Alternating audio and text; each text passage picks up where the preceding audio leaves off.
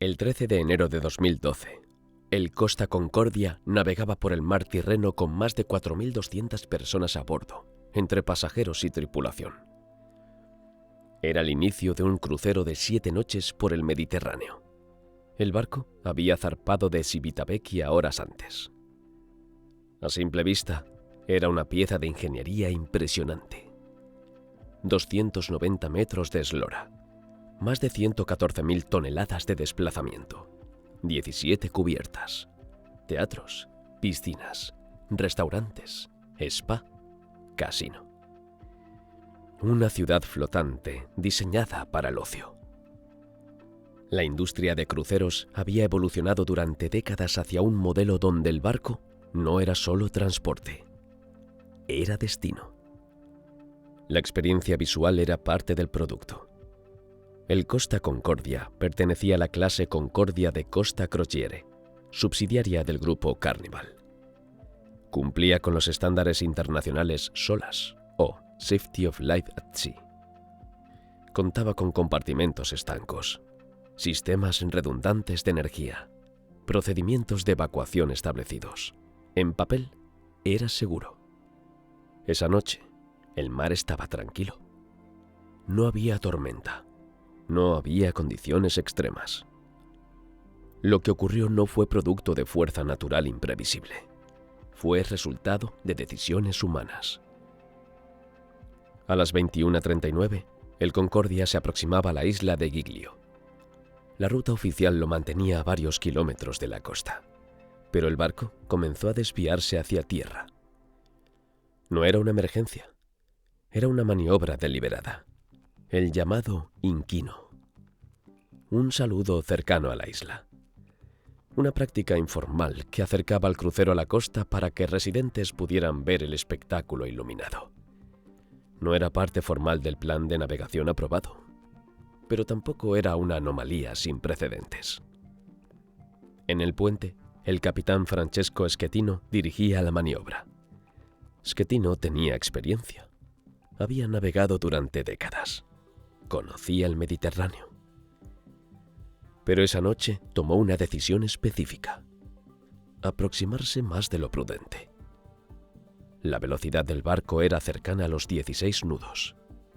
Para una aproximación a costa rocosa, esa velocidad reduce margen de maniobra. A las 21:45, el casco impactó contra una formación rocosa sumergida conocida como l'Escole. El contacto duró varios segundos. El metal se rasgó bajo la línea de flotación. Se abrió una brecha de aproximadamente 53 metros. 5 compartimentos comenzaron a inundarse. El diseño del Concordia permitía supervivencia con hasta 2 compartimentos comprometidos. 5 significaba que el principio básico de estabilidad estaba comprometido. En el puente, los indicadores comenzaron a mostrar pérdida de potencia y fallos eléctricos. En los salones, los pasajeros sintieron vibraciones prolongadas. Algunos pensaron que se trataba de una maniobra brusca. Otros notaron que el barco se había detenido. Las luces parpadearon. El silencio reemplazó la música ambiental. En la sala de máquinas, el agua avanzaba rápidamente. La energía principal se perdió en cuestión de minutos. Los generadores de emergencia mantuvieron sistemas básicos, pero no todo funcionaba con normalidad. Aquí surge el punto crítico. Un accidente marítimo no se define solo por el impacto, se define por la gestión posterior. Tras el choque, el capitán ordenó virar hacia la costa. La intención era acercar el barco a aguas menos profundas. Esa decisión, aunque tardía, probablemente evitó que el barco se hundiera en el mar abierto. Pero el tiempo ya jugaba en contra. Durante casi 50 minutos no se declaró oficialmente emergencia total. Se comunicó a los pasajeros que había un problema eléctrico. Ese retraso tendría consecuencias. Porque evacuar un crucero de ese tamaño requiere orden, tiempo y estabilidad. Y la estabilidad estaba desapareciendo.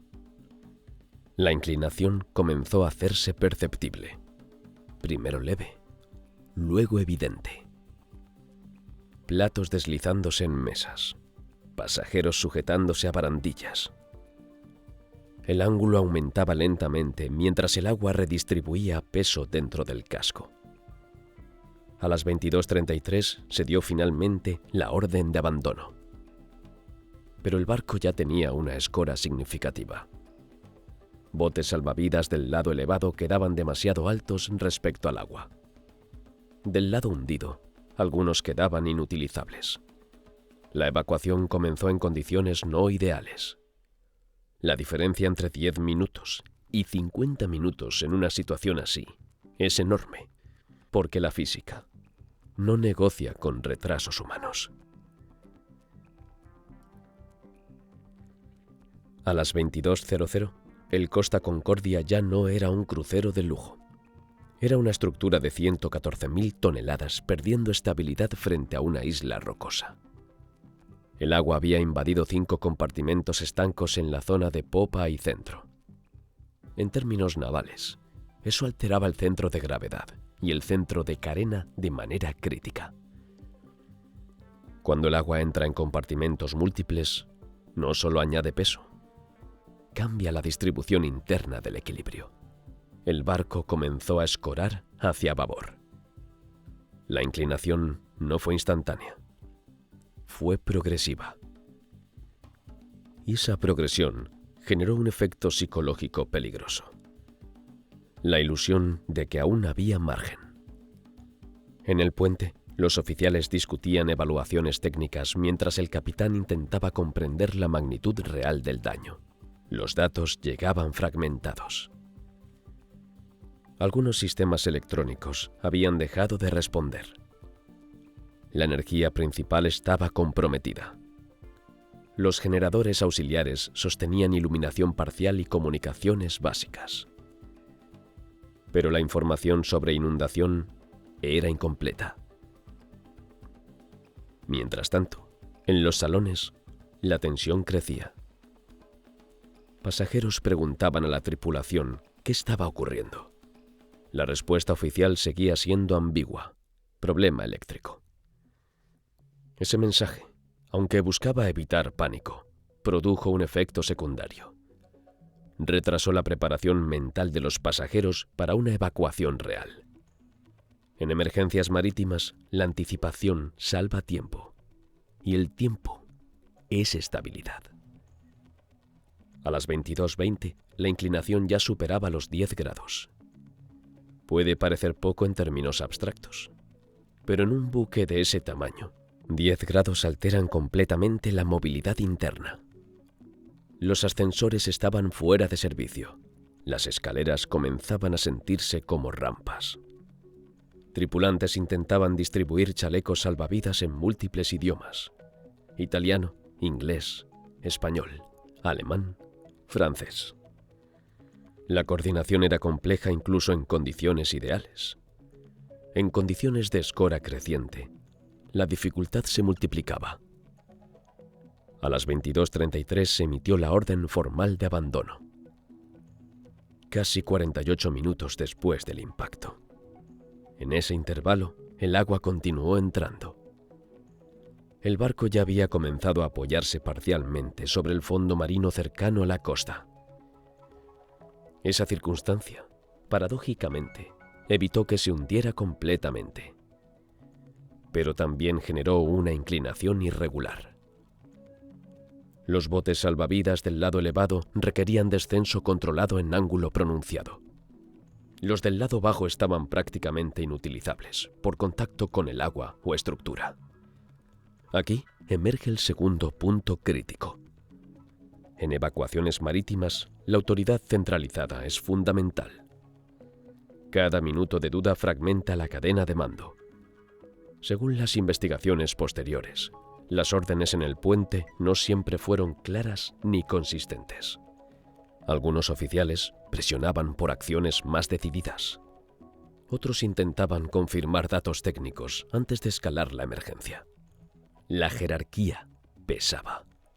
Y la jerarquía, en situaciones de estrés, puede ralentizar reacciones cuando la figura principal no impone dirección inequívoca. Entre las 23 y la medianoche, la evacuación continuó con creciente desorden. Familias separadas momentáneamente. Tripulantes intentando mantener calma mientras el ángulo aumentaba. El barco alcanzó escoras superiores a 20 grados. A ese nivel, caminar requiere esfuerzo físico significativo. Algunos pasajeros quedaron atrapados en áreas interiores. Otros descendieron por escaleras ya inclinadas como paredes. Mientras tanto, la Guardia Costera italiana mantenía comunicación constante. Desde tierra, el capitán Gregorio De Falco buscaba claridad operacional. Las preguntas eran directas. ¿Cuántas personas permanecen a bordo? ¿Cuál es el estado real del buque? ¿Se ha completado evacuación? Las respuestas no siempre eran precisas. En algún punto después de la medianoche, Francesco Schettino ya no estaba en el puente. La versión inicial del capitán fue que cayó accidentalmente a un bote salvavidas cuando el barco se inclinó bruscamente. Pero el análisis de comunicaciones y testimonios mostró algo distinto. El capitán se encontraba fuera del barco mientras aún quedaban personas a bordo. En derecho marítimo internacional, el capitán es la última persona en abandonar la nave. No por romanticismo, por responsabilidad operacional. La figura del capitán representa la continuidad de mando hasta que la evacuación finaliza. Cuando esa figura desaparece antes de completar el proceso, la estructura de autoridad se debilita drásticamente. Aquí se produce uno de los momentos más emblemáticos del caso. La conversación telefónica entre De Falco y Schettino. El tono es firme. «Vada a bordo». «Vuelva a bordo». No era una sugerencia, era una orden directa. Desde tierra, la Guardia Costera entendía que la evacuación no había concluido. Desde el barco, la ausencia del capitán generaba incertidumbre adicional. Algunos oficiales continuaron coordinando esfuerzos con profesionalismo notable. Muchos tripulantes arriesgaron su propia seguridad, ayudando a pasajeros hasta el último momento. Pero la narrativa pública quedó marcada por la imagen del capitán fuera del barco, mientras la operación seguía en curso. La inclinación superó los 30 grados. A ese punto, el movimiento interno era extremadamente difícil. Rescatistas locales de la isla de Giglio comenzaron a participar activamente. Pequeñas embarcaciones privadas ayudaron a evacuar pasajeros desde sectores accesibles. El Concordia quedó finalmente apoyado sobre su costado frente a la costa. No se hundió en profundidad abierta. Eso redujo el número potencial de víctimas. Pero el saldo fue trágico. 32 personas fallecidas. La evacuación continuó hasta entrada la madrugada. Al amanecer, la magnitud visual del desastre era evidente. Un crucero de lujo de casi 300 metros, inclinado frente a una isla pequeña. La imagen se convirtió en símbolo global. Pero el análisis técnico apenas comenzaba. El impacto inicial había sido una decisión. El retraso en declarar emergencia fue otra. La salida anticipada del capitán fue una tercera. El accidente no fue una sola falla. Fue una secuencia de decisiones encadenadas bajo presión. Y cuando esas decisiones interactúan con la física de un buque dañado, el margen de corrección desaparece rápidamente. Cuando el sol salió el 14 de enero de 2012, el Costa Concordia ya no era un crucero. Era un casco inclinado de 290 metros apoyados sobre la roca frente a la isla de Giglio. El mar estaba tranquilo. El contraste era casi irónico. No hubo tormenta. No hubo fuerza natural descontrolada. La destrucción no vino del clima. Vino de decisiones.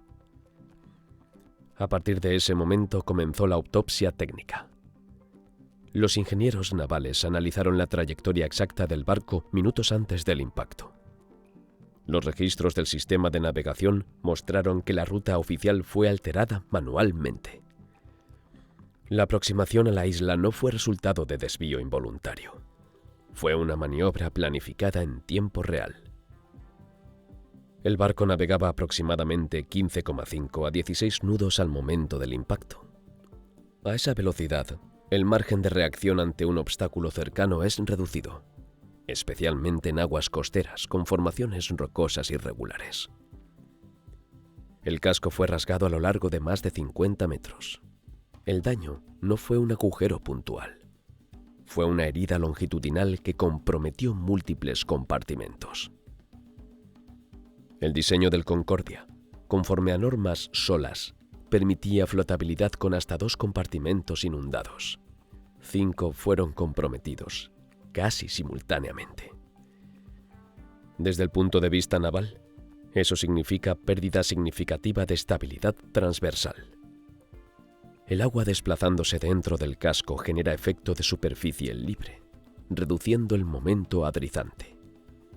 En términos simples, el barco pierde capacidad natural para corregir su inclinación.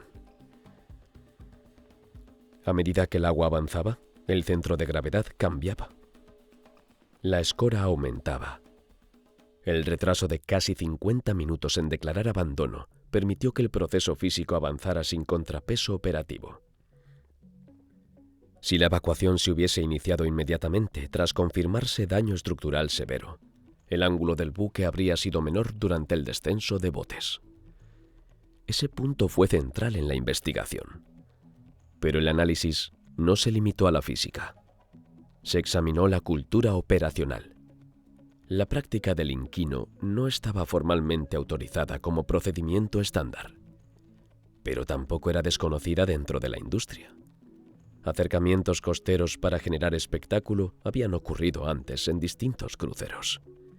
El problema no es solo la maniobra, es la normalización de la desviación. Cuando una conducta informal se repite sin consecuencias, comienza a percibirse como aceptable. Ese fenómeno se conoce en estudios organizacionales como normalización de la desviación. No ocurre en un día, se construye gradualmente. Una maniobra exitosa refuerza confianza. Otra más refuerza hábito. El riesgo percibido disminuye. Hasta que una variable cambia. En el caso del Concordia, la variable fue una formación rocosa mal calculada bajo una velocidad inadecuada. La responsabilidad individual fue establecida con claridad en el juicio. Pero la investigación también señaló deficiencias en la gestión de crisis. Comunicación ambigua, retraso en declarar emergencia, confusión en cadena de mando. Y el momento más decisivo, la salida del capitán antes de concluir evacuación. El proceso judicial comenzó en 2013. Francesco Schettino fue acusado de homicidio involuntario múltiple, lesiones, abandono de nave y otros cargos relacionados. Durante el juicio, se analizaron grabaciones del puente, transcripciones telefónicas y datos técnicos. Schettino argumentó que la maniobra buscaba impresionar positivamente y que el acercamiento había sido aprobado informalmente. Sostuvo también que la caída accidental a un bote explicó su ausencia posterior. El tribunal no aceptó esa versión. En 2015 fue condenado a 16 años de prisión. La sentencia fue confirmada en apelaciones posteriores. El caso se convirtió en símbolo internacional de responsabilidad de mando. Pero el Concordia aún seguía allí, inclinado, convertido en un recordatorio visible de lo ocurrido. La operación de reflotamiento fue una de las más complejas jamás ejecutadas. Se diseñó un sistema de par buckling, una técnica que consiste en rotar el casco hasta posición vertical mediante cables y plataformas submarinas. Más de 500 ingenieros participaron en la planificación. El costo superó los $1.000 millones. La maniobra comenzó en septiembre de 2013. Durante horas, El mundo observó cómo el casco era lentamente enderezado. Fue un proceso meticuloso, milimétrico. Finalmente, el Concordia fue remolcado a Génova para su desmantelamiento. El crucero que había representado lujo terminó convertido en chatarra industrial. Para la compañía Costa Crociere, el impacto fue reputacional y financiero. Se revisaron protocolos de navegación costera, se reforzaron entrenamientos de evacuación, se introdujeron controles más estrictos sobre planificación de ruta. La industria global de cruceros también ajustó procedimientos. Pero el caso dejó una lección más profunda. El Concordia no fue derrotado por una tormenta. Fue derrotado por exceso de confianza. Por una desviación considerada menor. Por un retraso considerado prudente. Por una autoridad que vaciló en el momento crítico. En sistemas complejos, los errores raramente son espectaculares desde el inicio. Son progresivos. Un pequeño desvío de ruta, una evaluación optimista del riesgo, un mensaje tranquilizador en lugar de una alarma inmediata. Cada decisión por sí sola puede parecer razonable, pero encadenadas bajo presión reducen el margen hasta desaparecerlo. El liderazgo en el mar no es ceremonial, es funcional. No se mide cuando todo funciona correctamente, se mide cuando algo falla. Esa noche, el mar no fue impredecible. La roca no se movió. La física no cambió. Lo que cambió fue la evaluación humana del riesgo. El Costa Concordia quedó inclinado frente a Giglio durante más de 2 años, como si el mar hubiera decidido no llevárselo por completo, como si quisiera que permaneciera visible, no como un monumento al desastre, sino como recordatorio de una verdad incómoda. La confianza acumulada puede convertirse en ceguera. Y cuando la autoridad duda demasiado tiempo, la naturaleza no espera. Esto fue error humano.